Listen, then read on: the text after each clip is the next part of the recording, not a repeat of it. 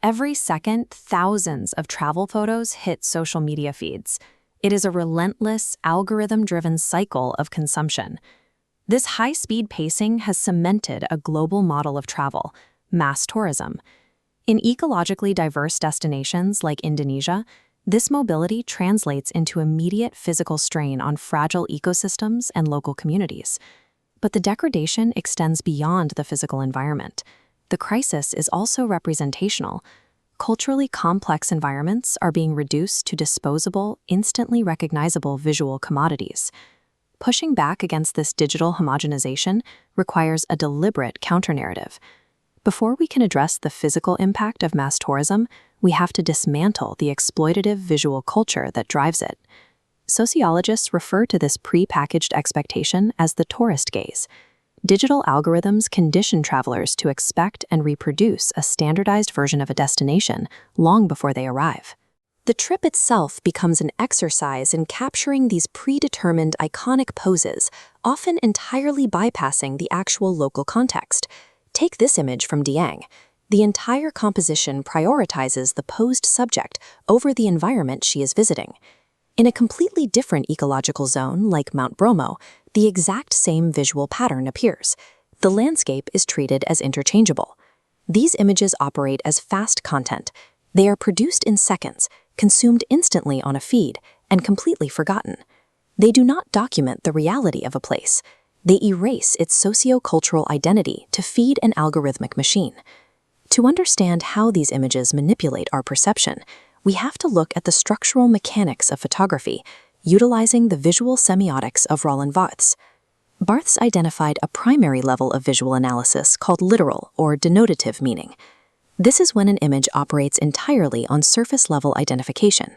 Looking back at our Dieng example, the framing enforces a purely denotative reading.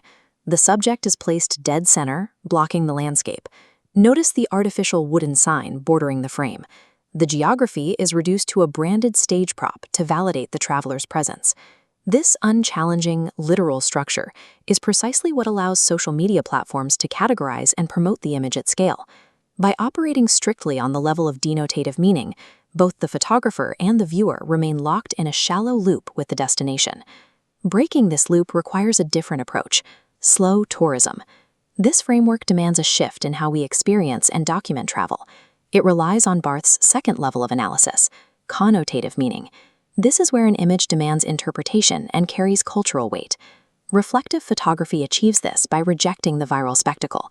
Instead, it turns its lens towards uncommodified, microscopic details. We see this shift in images documenting the preparation of local offerings. The focus moves to texture and cultural specificity that the tourist gaze ignores. Here, the absence of a posed human subject allows the actual atmospheric and environmental reality of the mountain to dominate the frame. By prioritizing connotative meaning, the camera stops acting as a tool for mass validation and becomes a mechanism for respectful spatial interaction. This practice forms the basis of visual storytelling, curating images that refuse artificial perfection and embrace the quiet rhythms of a place. When a photographer captures an unstaged interaction, the audience transitions from passive scrollers to active interpreters. You can see this interpretation required here, as locals sit along the crater's edge.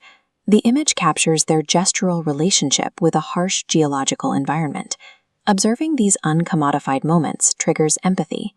It builds a durable emotional connection between the viewer and a space they may have never visited. That emotional connection acts as a critique of mass tourism. It teaches tourists to value long-term cultural preservation over the gratification of a viral post. These semiotic shifts have concrete implications for creative entrepreneurship in how these destinations are managed. This chart illustrates the risk of mass tourism. Relying on viral spikes creates a boom and bust cycle, leaving economies volatile. Conversely, curating a slower, reflective narrative builds resilience. It avoids relying on a single viral hook, making it less vulnerable to sudden algorithm changes. This visual language acts as a self-selection mechanism. It signals to experience-based tourists that the trip's value lies in meaningful engagement rather than a single iconic photo. The aesthetic choices used in marketing a destination dictates its economic stability. A region will attract the exact behavior it projects. For a country like Indonesia, the tension is clear. The tourism industry must choose between yielding to the demands of visual commodities or fighting for authentic cultural preservation. Protecting landscapes like these requires a collaborative adoption of the slow tourism framework, from the local communities to the marketers promoting them. Shifting from fast content to a reflective narrative is the mechanism through which an ethical future for Indonesian tourism becomes possible.